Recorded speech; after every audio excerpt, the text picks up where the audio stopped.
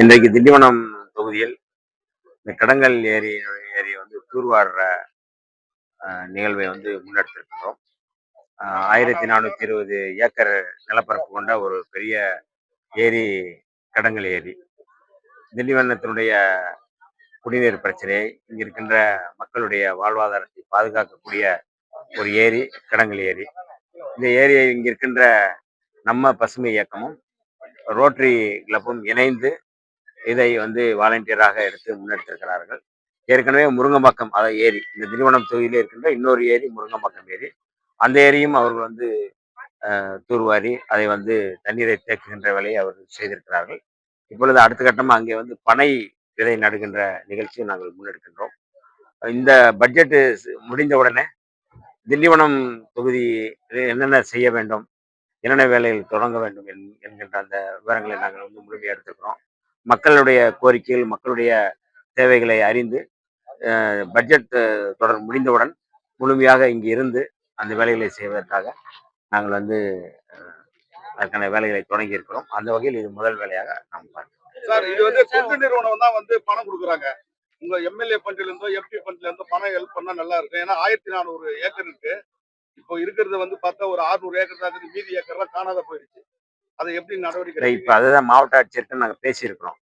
Budget கூட்டத்தொடர் முடிஞ்ச உடனே உட்காந்து எந்தெந்த வேலை திட்டங்களுக்கு எம்எல்ஏ நிதியை ஒதுக்குவது, எந்தெந்த வேலை திட்டங்களுக்கு வந்து சிஎஸ்ஆர் நிதியை கேட்டு பெறுவது, எந்தெந்த வேலை திட்டங்களுக்கு வந்து பொதுவான நிதியை நாங்கள் ஒதுக்குவது என்று பேசியிருக்கிறோம்.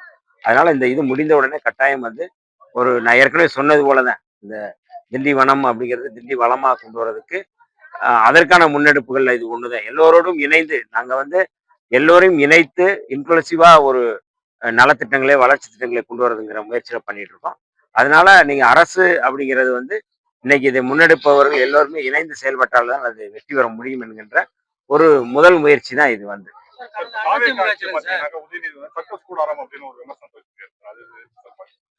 அதுலயும் அவர் தான் இருக்கிறாரு, அதுக்குள்ளேயே அவர் இருக்கிறார், அசம்பிளியில அவர் இருக்கிறாருல்ல, அவரையும் சேர்த்து சொல்றாருன்னு எனக்கு தெரியல. ஒரு ஆக்கப்பூர்வமான விமர்சனங்களை வளர்ச்சிக்கான விமர்சனங்களை வைப்பது என்பது நல்லது. குறிப்பாக வந்து இன்றைக்கு இருக்கின்ற தாவேக அரசு ஆக்கப்பூர்வமாக மாண்புமிகு முதல்வர் ஜோசப் விஜய் அவர்கள் எப்படியெல்லாம் வந்து தமிழ்நாட்டை வந்து வளப்படுத்த வேண்டும், வலிமைப்படுத்த வேண்டும் என்கின்ற அடிப்படையில் அவர் செயல்படுகிறார்கள். ஆகவே ஒரு நல்ல விதமான விமர்சனங்களை முன்னெடுக்க வேண்டும் என்பதுதான் எங்களுடைய பார்வை. தையூர்ல சார் வாலிபர் ஒருத்தர் பிரவீன் கொலை பண்ணாங்க. சொல்லி ஆணவ படுகொலை சட்டம் கொண்டு வரும். இது வரைக்கும் அந்த என்ன லெவல்ல ஏற்கனவே நாங்கள் வந்து இது குறித்து சட்டப்பேரவையிலே நான் வந்து பதில் சொல்லியிருக்கிறேன். கடந்த காலங்களில் விடுதலை சிறுத்தைகள், இடதுசாரிகள் எல்லோரும் இணைந்து இந்த ஆணவ படுகொலைகளை தடுத்து நிறுத்துவதற்கு தனிச்சட்டம் வேண்டும் என்று கோரிக்கை வைத்திருந்தோம். அதன் அடிப்படையில் தான் முன்னாள் நீதியரசர் KN பாட்ஷா அவருடைய தலைமையில வந்து ஒரு குழு போடப்பட்டது. அந்த குழுவின் அடிப்படையில் தான் வந்து விசாரணை தொடங்கியது. விசாரணையின் அடிப்படையில விக்டிம்ஸை வந்து அவங்க வந்து பார்த்துருக்குறாங்க, விசாரிச்சிருக்கிறாங்க. இப்போ அவங்க வந்து என்னை சந்தித்தார்கள். KN பாட்ஷா தலைமையிலான அந்த குழு என்னை சந்தித்து ஒரு 9 மாதம் எக்ஸ்டெண்ட் வேண்டும் கேட்டிருக்கிறார், கால நீட்டிப்பு வேண்டும் என்று கேட்டிருக்கிறார்கள். என்ன காரணம் என்று கேட்ட பொழுது அரசியல் கட்சியினுடைய கருத்தை இன்னும் கேட்கவில்லை, ஆகவே எங்களுக்கு கால நீட்டிப்பு வேண்டும் என்று கேட்டிருக்கிறார்கள். மாண்புமிகு முதல்வர் அவரிடம் இது குறித்து பேசி அவர்களுக்கு 9 மாத காலம் வந்து கால நீட்டிப்பு கொடுத்திருக்கிறோம். அதனால அந்த 9 மாத காலத்திற்குள் அரசியல் கட்சியினுடைய கருத்தை கேட்டுவிட்டு ஒட்டுமொத்தமாக தமிழ்நாட்டினுடைய ஒரு சமூக நீதி அல்லது பகுத்தறிவு அல்லது சமத்துவத்தை நோக்கி செல்லக்கூடிய ஒரு சட்டமாக அது இருக்கும். அதை மாண்புமிகு முதல்வர் அவர்களே அறிவிப்பார். சார், இப்ப ஆளுநர் ஷானவாஸ் தொடர்ச்சியாக தாவேக அரசு மீது குற்றச்சாட்டு பண்ணிட்டு இருக்காரு. கட்சி சார்பா ஒரு கால நீ நடவடிக்கை எடுக்க இல்ல, அதாவது நான் இங்க வந்து திண்டிவனம் தொகுதியில இம்மாதிரியான செயல்பாடுகள், இம்மாதிரியான மக்களுக்கான பிரச்சனைகளை பத்தி பேசிட்டு இருக்கோம். கட்சி ரீதியா வந்து இருக்கிற எங்களுடைய தலைவர் அவர்கள் அதுக்கு வந்து பதில் சொல்லுவாங்க. கட்சியில இருக்கிறவரை நாங்கள் கட்சியில இருக்கிறாரத்தான் நாங்கள் கருதுறோம். அவரை விடுதலை சிறுத்தைகள் எல்லோரும் நேசிக்கத்தான் செய்கின்றோம். எங்களுக்கு யார் மீதும் வெறுப்பில்லை. மனிதநேய மக்கள் கட்சியிலிருந்து அவர் இங்கே வந்திருந்தார். வந்தவுடனே எங்களுடைய தலைவர் அவர்கள் வந்து உடனடியாக வந்து அவர் அரவணைத்து துணை பொதுச் செயலாளர் கொடுத்து சட்டமன்ற உறுப்பினராகவும் ஆக்கி அழகு பார்த்த கட்சி விடுதலை சிறுத்தைகள் கட்சி. அப்படி அழகு பார்த்த கட்சிக்கு அவர் என்ன செய்ய வேண்டும் என்று அவருக்கு தெரியும். நாங்கள் சொல்ல வேண்டிய அவசியம் இல்லை. அவர் எல்லாம் தெரிந்தவர். நல்ல பண்பாளர் தான், அதனால அது பிரச்சனை இல்லை.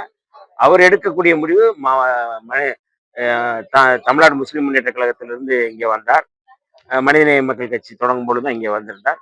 அங்கே என்ன பிரச்சனை என்று எங்களுக்கு தெரியாது. இங்கே வந்தோன்னு நாங்கள் அரவணைத்தோம். சிறுபான்மை மக்களை அரவணைப்பது என்பது விடுதலை சிறுத்தைகளுடைய நிலைப்பாடு. அந்த அடிப்படையில் நாங்கள் அரவணைத்து தான் இன்றைக்கு இருக்கிறோம். இன்றைக்கு நேசித்துக் கொண்டிருக்கின்றோம்.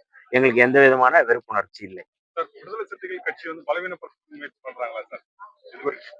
நீங்க முழுந்திருப்பேட்டையில் நடைபெற்ற தமிழ் தேசிய எழுச்சி மாநாட்டினுடைய அந்த பெருந்திரள் கூட்டம் 20 லட்சம் பேருக்கு மேல கூடிய கூட்டத்தை பார்த்தும் கூட இந்த கேள்வியை நீங்க கேட்பது சரியா என்று உங்களிடம் நான் அந்த கேள்வியை கேட்கின்றேன். இல்ல சார், இப்போ விசிக வந்து தாவை கூட இணைந்து பயணிக்கும் அப்படின்னு சொல்லி தலைவர் வந்து அறிவிச்சிருக்காங்க. எதன் அடிப்படையில் இப்ப இந்த முடிவு என்பது எடுக்கப்பட்டதா? இல்ல, அரசியல் ரீதியா ஏற்கனவே அது பேச்சுவார்த்தை நடத்தப்பட்டது. நாங்கள் வந்து கடந்த காலங்களில் 10 ஆண்டுகளுக்கு மேல நாங்கள் திராவிட முன்னேற்ற கழகத்தோடு இணைந்து செயல்பட்டோம். இன்றைக்கு இருக்கின்ற இந்த சூழலில் நாங்கள் தாவேகாவோடு இணைந்து செயல்பட்டுக் கொண்டிருக்கிறோம். ஆகவே வருங்காலங்களிலும் அந்த மாதிரியான ஒரு இணைவு இருக்கும் என்கிற அடிப்படையில் எங்களுடைய தலைவர் அவர்கள் சொல்லியிருக்கிறார்கள். விடுதலை சிறுத்தைகள் இருக்கின்ற அணி அல்லது விடுதலை சிறுத்தைகள் இடதுசாரியில் இருக்கின்ற அணிதான் உண்மையான இடதுசாரி அணி.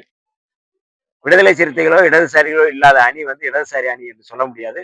அந்த வகையில தாவேகா வந்து ஒரு வளர்ச்சியை நோக்கி முன்னெடுக்கின்ற, ஒரு சமூக நீதியை நோக்கி முன்னெடுக்கின்ற, சமத்துவத்தை நோக்கி முன்னெடுக்கக்கூடிய ஒரு இடதுசாரி அணி என்கின்ற அடிப்படையில் நாங்கள் இந்த அணியை தொடர்ந்து அதாவது அதிகாரிகள் முக்கியமா அப்படிங்கிற ஒரு கேள்வி வந்து சமூகம் வந்து எழுப்பியிருக்கிறாங்க. இது எப்படி சார் பாக்குறீங்க? இல்ல, அதுக்கு சரியாதான் அவர் வந்து சொல்லியிருக்கிறார். அது தவறு நம்ம வந்து சொல்ல முடியாது.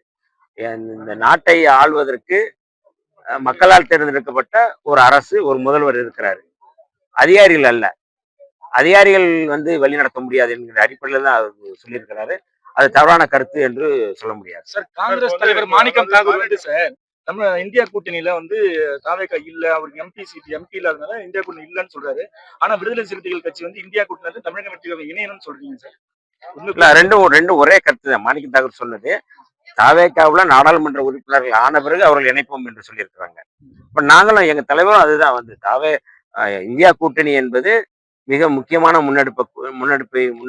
முன்னெடுத்துகின்ற ஒரு ஒரு பலமான ஒரு கொள்கை கூட்டணி. அந்த கூட்டணியில தாவேகாவும் இருக்கணும், திமுகவும் இருக்கணும் சொன்னவர் தான் எங்களுடைய தலைவர் எழுச்சி தமிழர் அவர்கள்.